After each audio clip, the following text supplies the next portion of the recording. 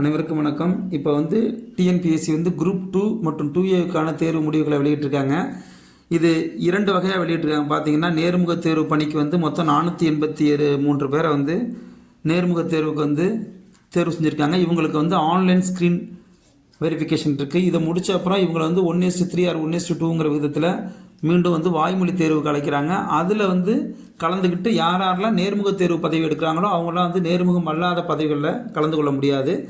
இந்த நேர்முக தேர்வில் கலந்துக்கிட்டு பதவி எடுக்காதவங்க, சர்வீஸ் எடுக்காதவங்க, அவங்க என்ன பண்ணலாம், அடுத்து நான் இன்டர்வியூவில் அவங்க கலந்துக்க முடியும். ஆனால் அதுக்கான குவாலிஃபிகேஷன் அவங்கள்ட்ட இருக்கணும் அப்படின்னு சொல்லி டிஎன்பிஎஸ்சியை செய்தி வெளியிட்டிருக்காங்க. அதே நேர்முக தேர்வு அல்லாதவர்களுக்கான ஆன்லைன் லிங்கையும் வெளியிட்டிருக்காங்க. அதில் பார்த்தோம்னா அவங்கள 2 வகையான முடிவுகளை வெளியிட்டிருக்காங்க. பார்த்தீங்கன்னா ரீச்டு, இன்னொன்று நான் ரீச்டு அப்படின்னு சொல்லி வெளியிட்டிருக்காங்க. ரீச்டு ஜோனில் உள்ளவங்க, கன்சல்டேஷன் ஜோனில் உள்ளவங்க கண்டிப்பாக அவங்களுக்கு போஸ்டிங் உறுதியானா அது சொல்ல முடியாது. என்ன காரணம்னா இவங்க அந்த அவங்க குறிப்பிட்டிருக்கக்கூடிய கட் ஆஃபில் வெளியே வந்திருக்காங்க. இப்போ என்ன சொல்கிறாங்கன்னா, இப்போ நான் இன்டர்வியூவில் இருக்கக்கூடியவங்க 1:2 1:3ங்கிற விதத்தில் இந்த ரிசல்ட் வெளியிடப்பட்டிருக்காங்கிறத நம்மளுக்கு தகவல் தெளிவாக தெரிவிக்கலை.